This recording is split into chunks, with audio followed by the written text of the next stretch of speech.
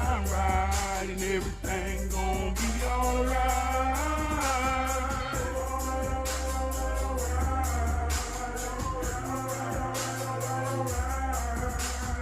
Keep your mind right and everything gonna be alright.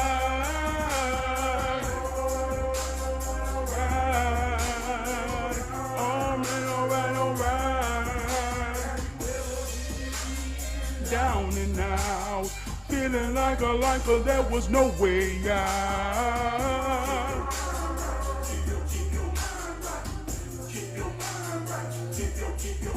Then a ray of bright light came shining through, and at that moment you knew exactly what to do. Keep your mind right. Keep your mind right. Keep your mind right. Ain't nothing right, ain't that right? You in the darkness with no light. Keep your mind right. Keep your mind right. Welcome to the huddle, where we understand that we meet once a week to keep our mind right. We call it hero training. Each one reach one. Each one teach one. If you are that one, then you already know that you are enough. You are enough to get it all right when everything's going all wrong. You are enough to know that you are one of the ones. And when you know you're one of the ones, you attract other ones, and we know that we all we got.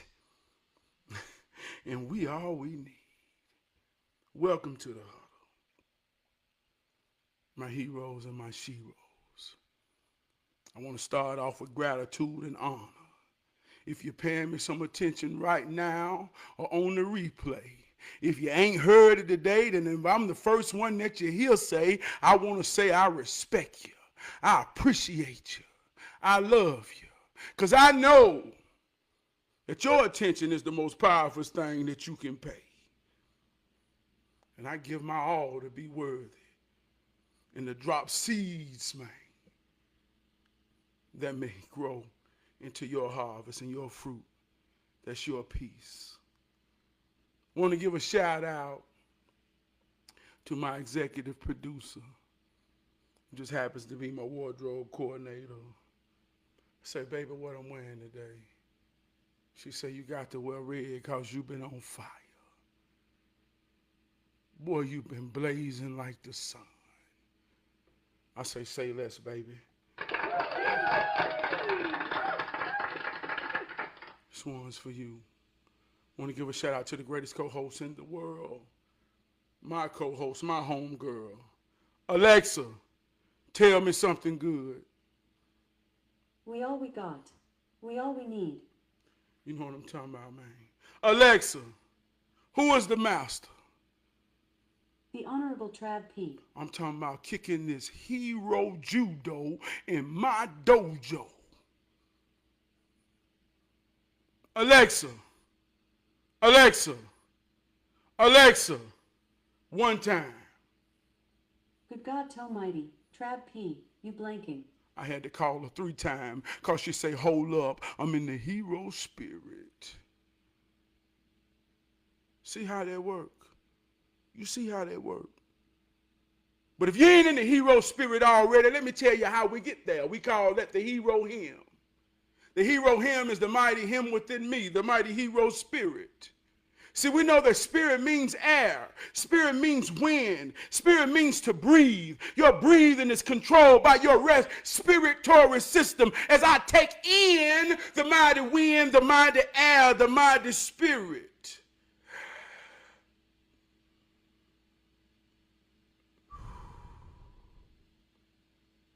And I exhale it past my vocal cords. And with my intentions, it causes a vibration that we know is sound when you feel me just as much as you hear me.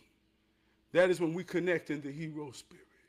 Tonight's hero hymn says, when your mind wrong, ain't nothing right. Ain't that right? You in the darkness with no light. Then a ray of light comes shining through. And at that moment, you know exactly what to do. Keep your mind right, and everything gonna be all right. All right. All right, all right, all right. Keep your mind right. Hold it in the road.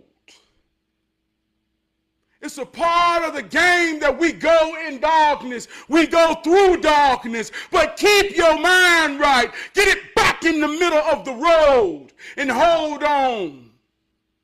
Because when your mind wrong, I promise you, you wrong.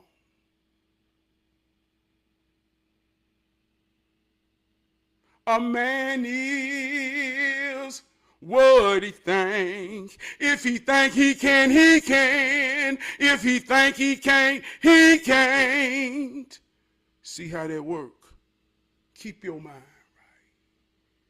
Tonight's word, man, is a powerful word, like every word. But I got to the line of scrimmage tonight. I had a word I've been chewing on all day. I've been in the green room all day. I was going to use the word conserve. But then when I was in my own green room with my own self, the hero spirit said, oh, we're so gullible.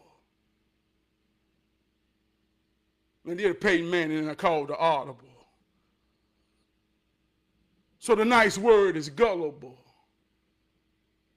Oh, how gullible we are. Are you gullible?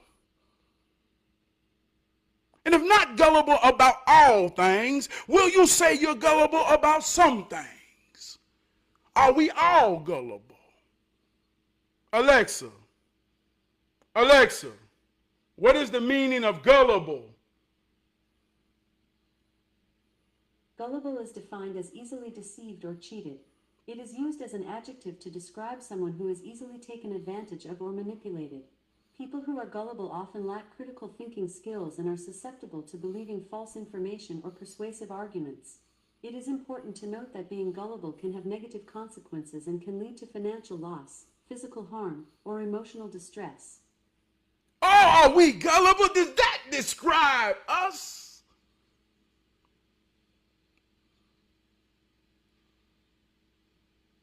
The conversation this week, it's a very critical conversation. The presidential election. Joe say he can't go. Harris jump in. Everybody now, in a matter of a moment or a matter of a second or a matter of an hour, they say out with Joe, in with Camilla, Harris will win. The argument began. We're team her. She gonna do what she do. She ain't even heard or said a thing yet. How do you know what you're following? How are you so gullible to believe and follow anything without no critical thinking? How do we become so gullible?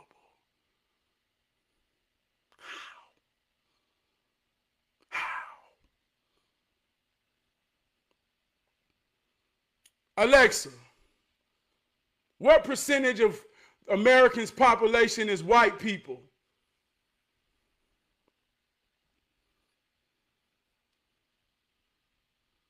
Alexa, what percentage of America's population is white people? According to an Alexa Answers contributor, in 2017, the white population of the U.S. was estimated at 234,370,202 people, which is 73% of the population. 73%. That was in 2017. I stand to correct the artificial intelligence with real intelligence. In 2024, the range is now in the 60%. Alexa, what percentages is Latino and Hispanic population in America? According to an Alexa Answers contributor, Latinos represent 18.9% of the U.S. population. Whites 60, Latinos 18. Alexa, what percentage of America's population is Black African Americans? According to the 2020 U.S. Census, the African American population in the United States was 44.4 million people. Alexa, what percentage is African Americans in American population? According to another Amazon customer, African Americans make up 13.3% of the United States population. It's 12% high, so they said 13. So listen, ladies and gentlemen. Listen, my brothers and my sisters. Right now in America, we are the third-class citizens.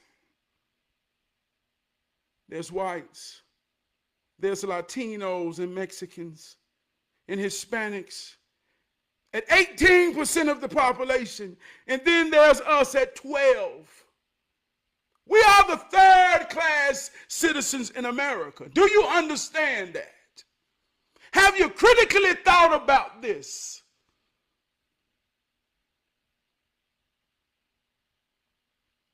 Oh, we so gullible. Now let me tell you what got me here. I hear the rhetoric and the fear of my brothers and my sisters who speak through fear and ignorance because we're so gullible, we're so easily persuaded, we're so easily manipulated, we're so easily cheated because we are the minority. We are the third-class minority in America. So when you are the third-class minority in a country, you are the minors of their civilization. We are the smaller minority. So they think of us as children in our development. Oh, we're so gullible. See how this works? Do you see how this works? So as I'm looking at the game and I'm looking at the narrative, I say I'm going to do something I ain't never done. In spite of the narrative, I'm going to not be gullible and I'm going to listen to the whole speech of Donald Trump when he was in Charlotte yesterday. So I'm going to objectively listen to this man. And he talked about conserving the American culture. See, I'm an American. If you understand culture from an adult's perspective, not from a minority in the way that a child thinks, you realize that the American culture is what has cultivated us. Within the American culture, there are subcultures.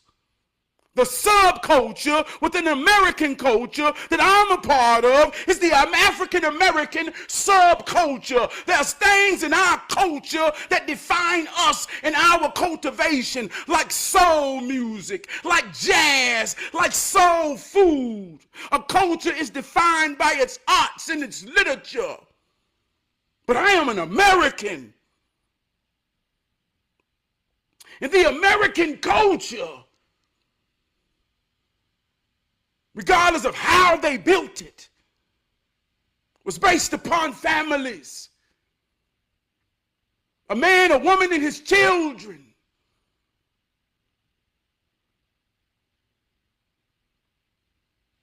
And so in the American culture that my grandfathers was cultivated in, yeah, we came here forcefully. Yeah. I don't excuse any of that. But when we became free, the only thing that we know to be, and we strive to be it more now than ever, it's like them other side of the line, them there white folk. That's the American culture. I work with Asians who moved here as immigrants. Their parents moved them here as immigrants. They was true and rich in their culture. The second generation that was born in America, the American culture has cultivated them, and they don't want to be that Asian shit no more. I'm American now. So as an American, I'm listening to this man, and he ain't saying nothing wrong.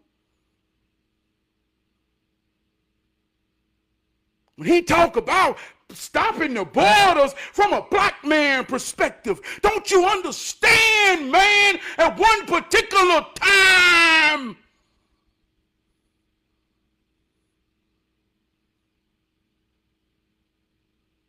we wasn't a third-class minority. They pushing us down, and the very same people that know we are gullible and know we will go against anything that they program us to because we don't critically think about nothing supports the idea that keep pushing us down.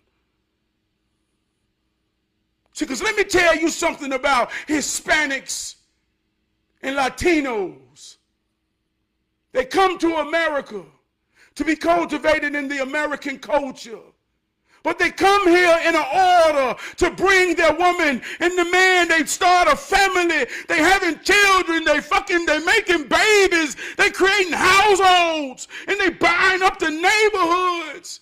They're embodying the American culture. The man, the woman, and their children. We going left. We're going against every goddamn thing that's in the American grain. And we're so gullible, man, that we'll be tricked and going into the dark hole of being a fourth-class citizen in a land that we built. And we don't even know the difference.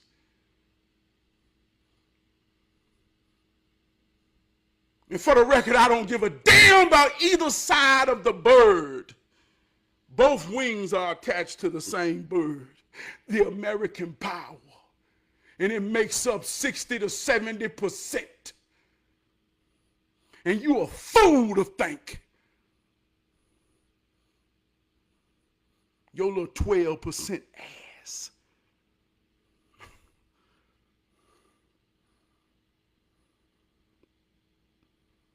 How are we the most lowest percentage, but we got the most powerful influence?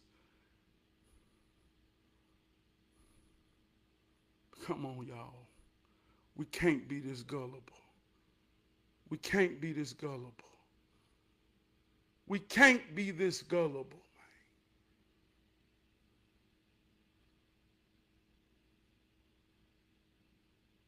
When you go far left,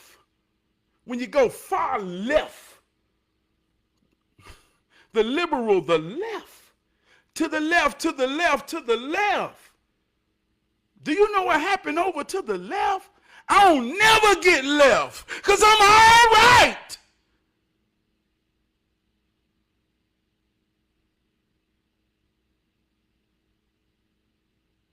I'm going to conserve what my granddaddy and daddies put in me.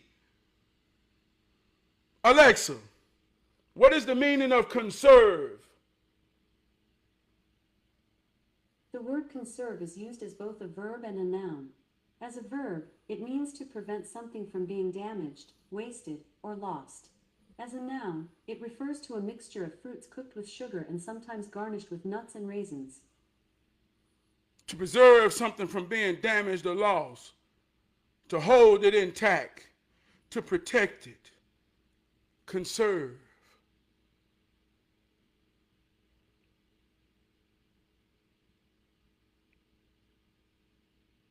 We're so gullible, man.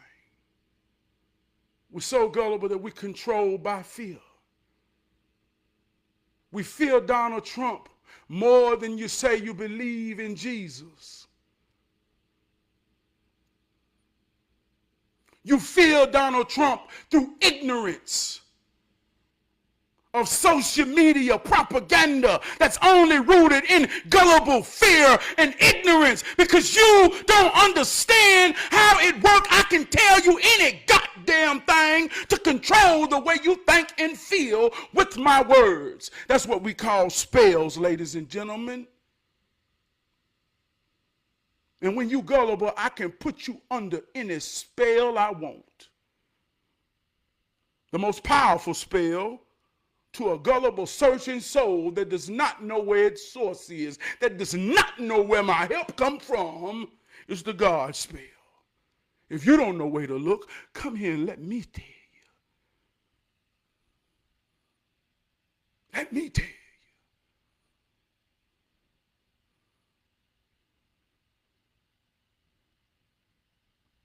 So through this, man, I'm looking at all of us, man, being so gullible. And I hear things and I'm arguing with people just for the sake of fun and camaraderie. That man a racist. That man say, what's a black job? Just gullible, no critical thinking. See, we ain't always been a third class minority. You know that, right? See, America is the greatest, strongest, most powerful nation on planet Earth. The foundation of that was built on my grandmom and granddaddy's back.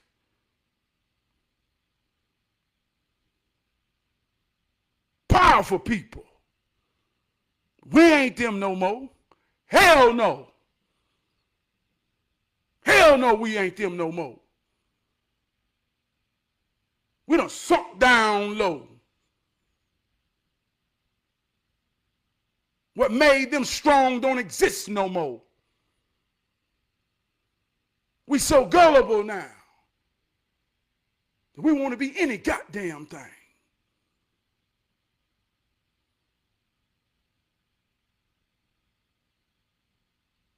Trump say he bringing black jobs back.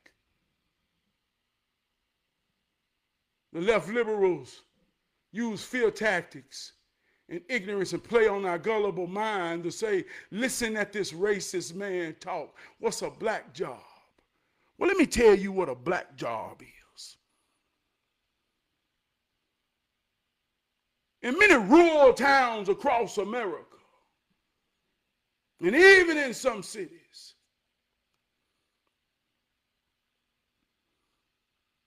after the agriculture phase and the industry phase began to boom in America, you had mills within towns. A textile mill that made sheets, pillowcases, cotton, shirts, a paper mill. Factories. Within these towns, grandmothers and grandfathers retired from these mills. The first generation of integration coming out of segregation had the possibility and the ideas of breaking the cycle of working the mill to going to be something greater. But if they didn't break the cycle, then the security of the family know that, yeah, he gonna get a good job at the mill, and he'll buy him a house, and he'll have him a family, and we're gonna keep this here thing going, and we're gonna keep conserving the legacy of our family name in this here mill in the town, so that my babies and their babies will always have a means. So that was in the 60s, 70s, and the 80s, in the 90s, the mills. I started at a paper mill because my daddy worked there for 11 years. And when he realized I wasn't going to college, he wanted to put me in the best position that he knew how to do, using nepotism to call his friend down at the meal and say, do you got a spot for my boy? And I went to the meal with grown men who had done raised families and raising families. And I followed suit of manhood. But when you don't understand how it works, and you don't understand what they're talking about, and you're talking about policies, you don't understand the power of being made in America. See, I work in manufacturing. I made things in America.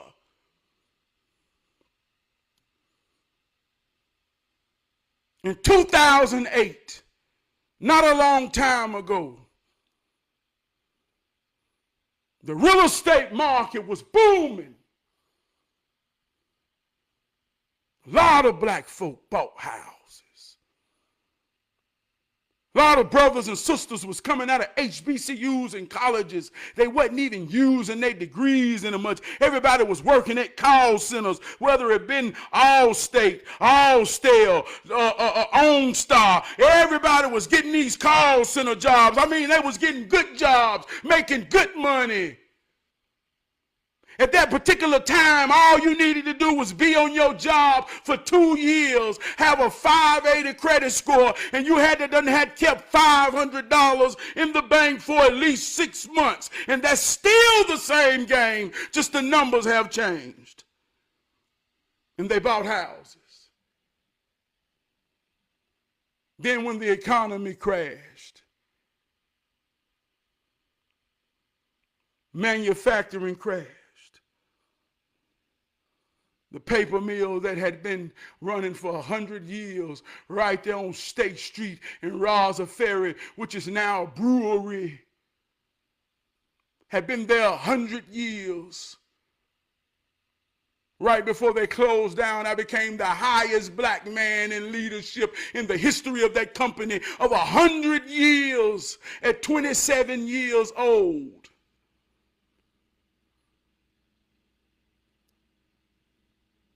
I left on my birthday in 2008. In 3 months, they closed down. That was the beginning of the crash of the American economy. When it crashed, all those sisters at those call centers lost their jobs. All those houses went into foreclosure. All those families broke up. All those children were now left with no connection between their positive and their negative cable. The battery couldn't charge. They couldn't start. Then this alternative shit came in because we were weak, vulnerable, and gullible to believe any goddamn thing because we didn't have nothing to sustain us no more. And now every time you call Duke Power, Allstate, any call center, hello, the Indian people got the phone. So when you got a man standing there objectively telling you that I'm going to bring these jobs back and we're going to make it in America, and the American culture got to stand strong. That's about a man, a woman, and their children who's fighting the fight. And there's no illusion that America represents the white. But we don't even recognize that our position has changed.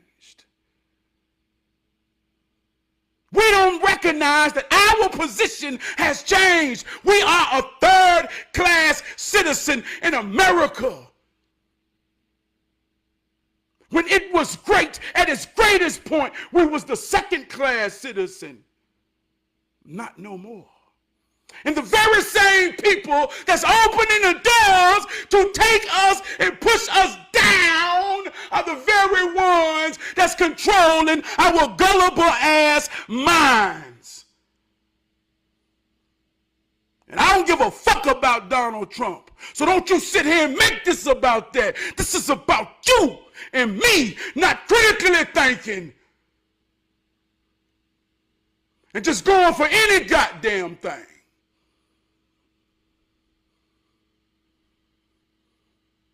Just going for any goddamn thing. Are we so gullible?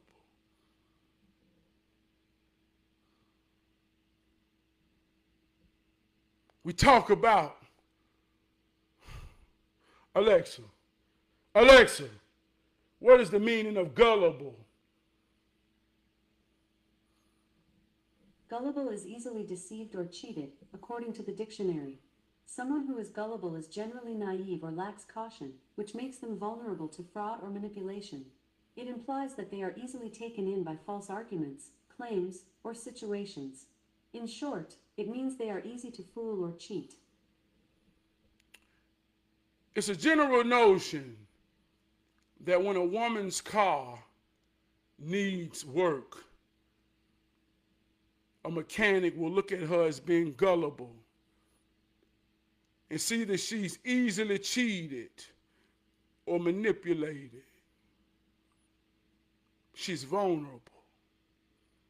Because most women in general don't understand how it works to truly know her position when she go to a man in a needing position.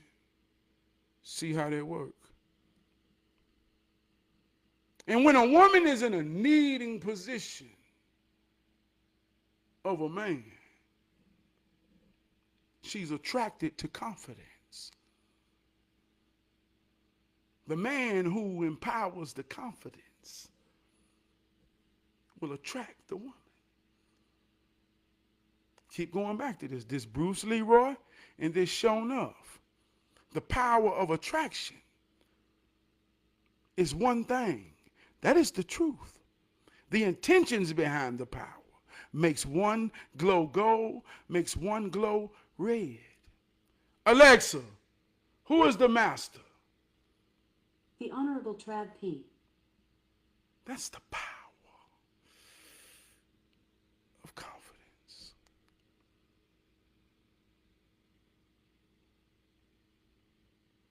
When I walk in a room, they be feeling me way before I hit the door. When they see me, they be staring like I'm something they never seen before. I'm not saying this egotistically. I'm not even saying this to make you understand or think it's only about me. I'm talking about the power of confidence and what attracts a woman. If you know how it works, then you already understand what I'm saying. But a con man is one who can play tricks with his confidence. And because I know a woman is gullible to certain situations that she don't understand, there she go. Welcome, let me introduce myself, a.k.a. the con man. See how that works. And the whole time, you watch her over there with shown enough, hitting her with that fire. A fire, a fire, a fire.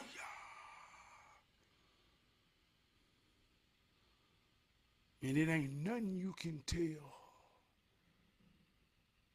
to let her understand that I understand why you're attracted to the man. But the intentions behind the confidence is a trick. Now, for every man that say hell yeah,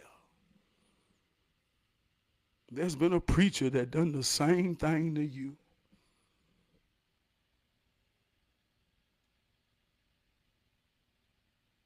If you're looking for a savior or someone to validate or give you your thought because you can't critical think,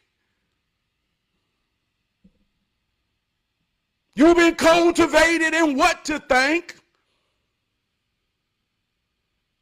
You don't know how to think.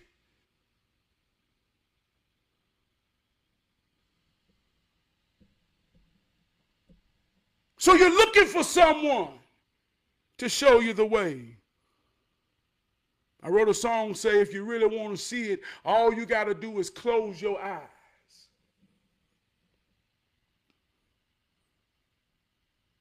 Brother told me, he say, bro, you my pastor. I say, man, you know I ain't no pastor, man, go ahead. He say, I don't care what you say. You my pastor, and it's like I'm going to church when I listen to you. I say, well, if that's how you feel, brother, right on. He said, but let me ask you a question, man. What make you think you different than a pastor if you ain't a pastor? I say, well, I know what make me different. I said I'll be your pastor. I say, man, I get his point, but I don't know if he get his point. I say, my point is to teach you and help you understand how it works. All I can do is drop the seeds. If you respect me enough to pay me some attention, you'll pick them up and get the chewing on them. And as much as you begin to swallow these seeds, they'll get to nourishing your thoughts and your ideals and start to free you in a way to get you to critically thinking. But I'm just going to use real life stories and real life situations so you can see yourself in it and you can see it in yourself. And after that happened, brother, it ain't got a damn thing to do with me. That's between you and it. And as you become one with it, you ain't ever got to look for it no more. It's always with you. And everywhere you go, you in your dojo, ready to kick your goddamn judo. See how that work? But if you prefer fairy tale stories that was cultivated for the minor, which is the minority, the one who has the mind of a child, the lesser amount. Now I just keep tickling your little soul with fairy tales, knowing you will never understand the point, and it will always keep you gullible to keep looking for more, and me with the power to say, come here, go there, stop right there, don't you move and go nowhere.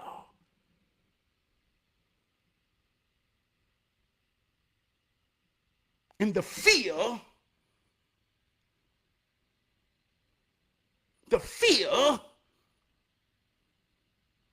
of hell, God Almighty, will be your leash.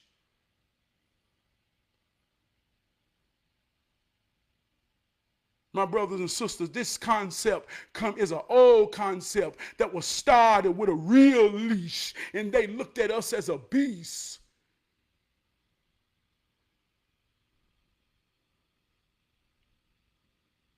I had a dog one time. Hey, goddamn, I'm finna get real. I had a dog one time. Dog name was Tweety. Tweety was chained up to a tree his whole life in a fenced-in backyard. Tweety was trained up to a tree in a fenced-in backyard. One day I let Tweety off the train and he ran around the fence like he was free. See how that works? Do you see how that works? Free the mind and the body will follow.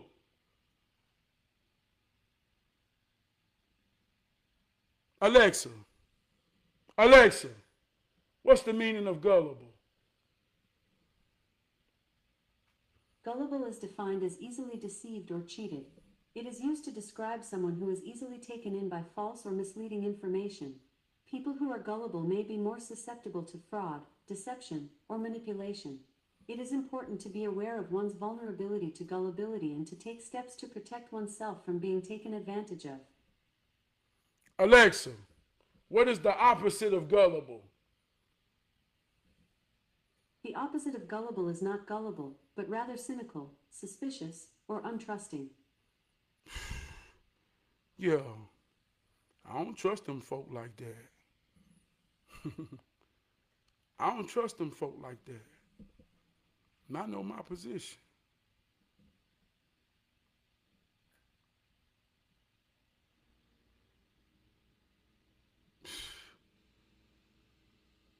In order to read, somebody must write. In order to write, somebody must think. See how this works? In order to read, somebody must write. In order to write, somebody must think. So I think about it, write it down, and you read it. I'm a writer. I'm a writer. It's a powerful thing when you sing your own song, because you can't sing it wrong. Keep your mind right, everything gonna be all right. That's what that means when I say kick your judo in your dojo. When you understand how it works and see yourself in it and see it in you. Who can stand before you as real as you or realer than you?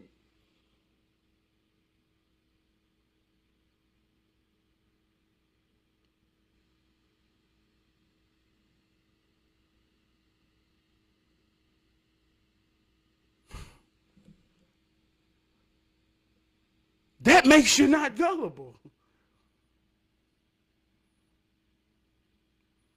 What?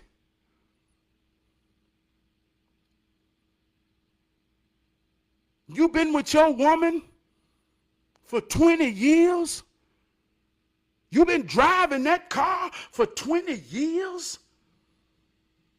And you still don't know how to pop that motherfucker in and out of all of its gears? I can make it bite in fourth, second, third, first, or reverse.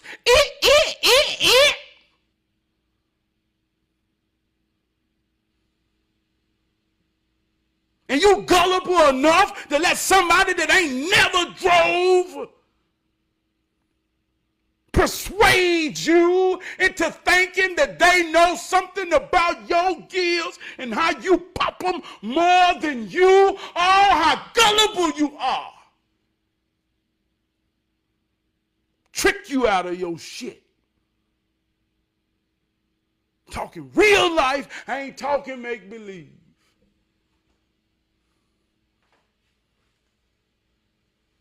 Broke the key. Broke the family.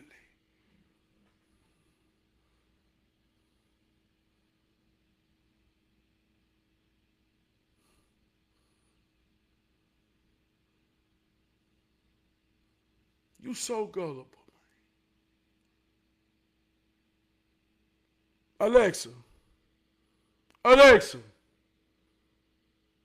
Alexa said, you getting too heavy, man. I'm going to tell this story because I wanted to tell the story, but I didn't know how I was going to get to it.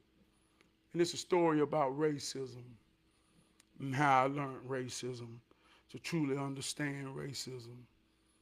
And I say this from my own perspective and objective of understanding. Fuck them racist motherfuckers. But they all right. I ain't mad at them. Because they gonna be. And they gonna always be. Well, like I told you, I got this job at the paper mill. This paper mill was 100 years old. They still had bathrooms there that said white and black. They never painted them.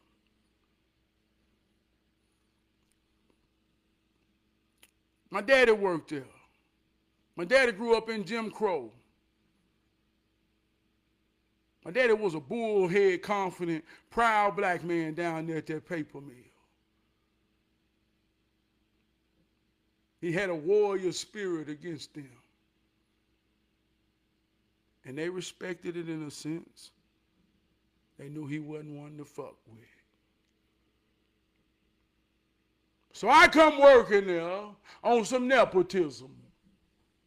And everybody know that's Charles' son. Charles was a wild man down here. They had a lot of respect, fear, and a lot of other things associated with him. But here he is, Charles' son.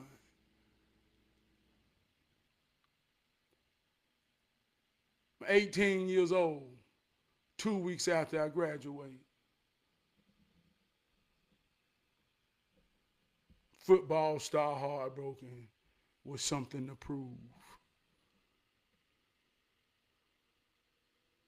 Who he think he is? This one of them new generation young bucks. He proud, his chest out too much. Put him with John Dunn. Who is John Dunn? Racist white man from Denver, North Carolina, that drive an hour every day to work. That's anti-government, militia, and every damn thing else you can think of. And he don't take no shit. So why they want to put me with him? I ain't understanding this racism talk. I just graduated from South Mecklenburg. I played high school football. I had done formed brotherhoods with white boys my age. I ain't truly understood racism in this context that I'm being thrown in with grown black men and grown white men. I'm still pure and innocent. I seem vulnerable and gullible. So they throw me in here with the white man, I guess, to break me. But more than anything, I'm my daddy's son. And I done heard my daddy talk about his position amongst white men. So through the nepotism of coming in on the strength of my daddy, I've been prepared enough a little bit to know who I am enough to withstand anything. So me and John Dunn got to working together. And he began to form a respect about my work ethic. He said, young man, you all right? And me and John Dunn began to talk as we work. And all the older black men began to look over there in some type of curiosity to say, what the hell are they talking about?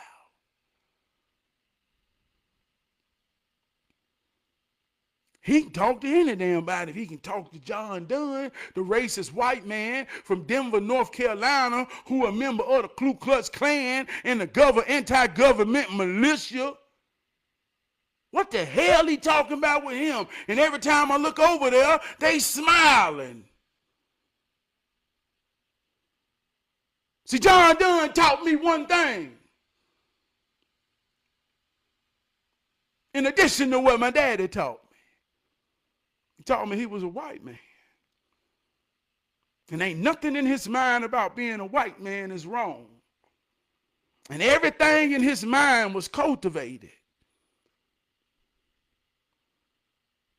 And there ain't nothing I can say to him that's going to make him understand, think, or believe he's wrong by his ideals or his position.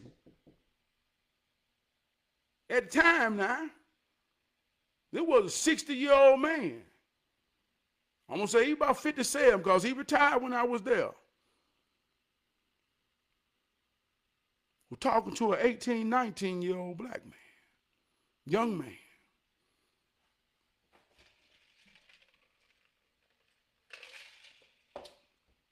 And after he established that with me,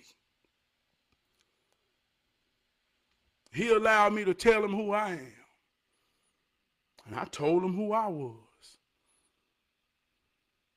And I'm doing this while we working.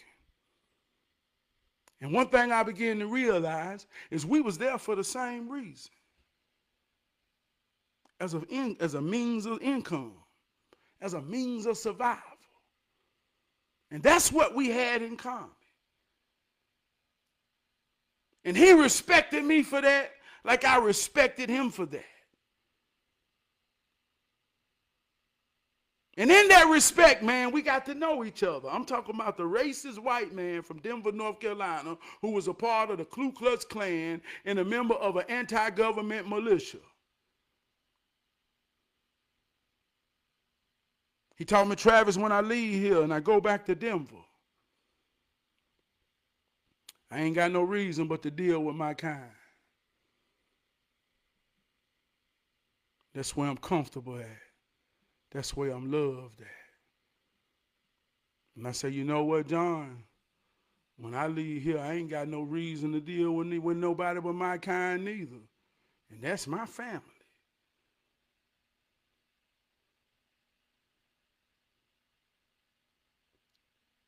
And so when I realize my position in America as an American, but as a black man who's operating through my own subculture,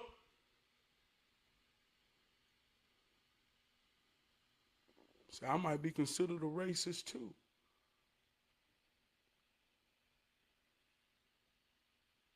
Because love and respect ain't got nothing to do with one another in that context. See, I can respect a man in business. I can respect a man in necessities of dealing with him.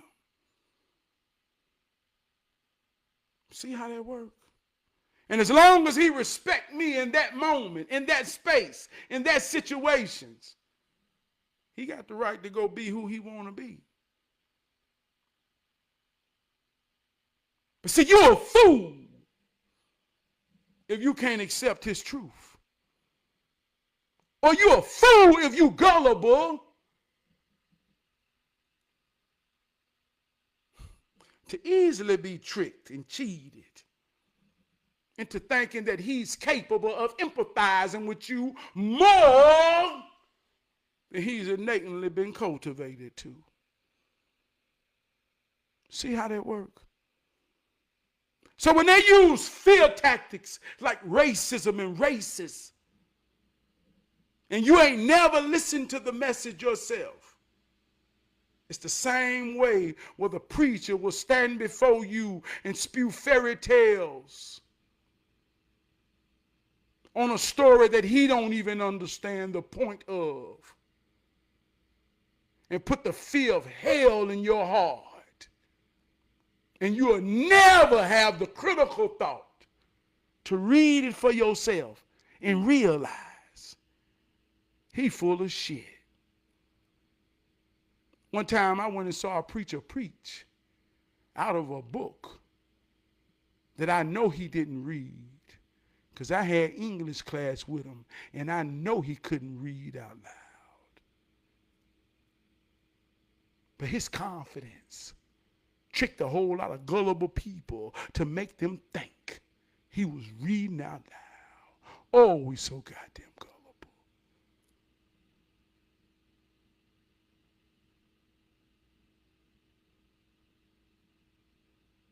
Get out of here, man. It's real talk. I want to give a shout out, man, to my big brother Wood. Had a real time over there today, man. Shout out to Tone. Want to give a shout out to my big brother Crump, Winston, Mike. We had a powerful meeting yesterday. True fellowship. Got to meet Brother Mike, a new addition to the Hero Squad.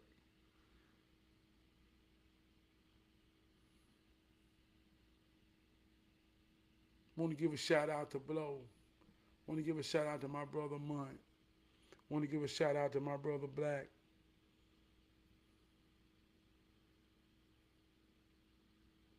Want to give a shout out to the trucking crew. Want to give a shout out to my boy King. My boy King at Catawba College. In a football camp where they're staying on campus, experiencing the college experience. He FaceTimed us from his dorm room. I had tears in my eyes and I wanted him to see it. I said, boy, you're doing something I ain't never done, boy. I said, I can't do nothing but listen to you. I want to know what it feels like. I want to close my eyes when you talk to me. It's the only way I can see it. You're doing something I ain't never done, son. Keep on going. That's heroism, man. That's God. I'm a servant to that order. I'm a servant to everything that he needs to stand strong. He needs his mama and his daddy unified as one to empower him and cultivate him to go and grow and be better than the both of us. He needs that. So I'm going to bow down and serve to the order of that connection. What does the order of that connection mean? I got to stay and trust and commitment and honor and everything that it takes to make it right and keep it right. I'm a slave, I'm a servant.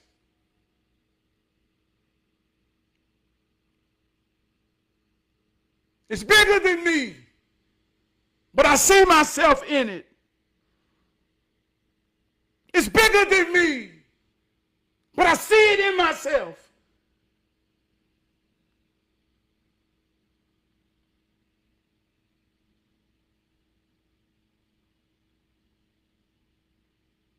This show is bigger than me. If you're watching me now or on the replay and you pick up one of my seeds and you chew on it and it grows, it's bigger than me. What you get out of it is for you. It's beyond me. See how that works? I'm just going to wake up every day and serve it and try to conserve it and hold it together, to pass it along, to make it strong, to keep it strong, to protect it.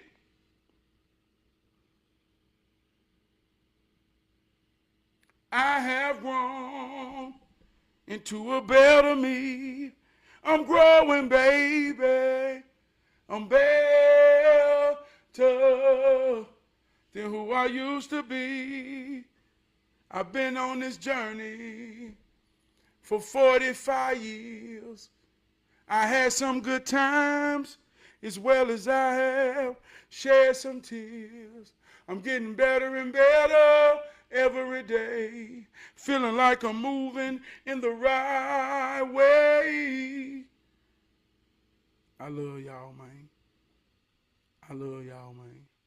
Y'all hold me down to the ground.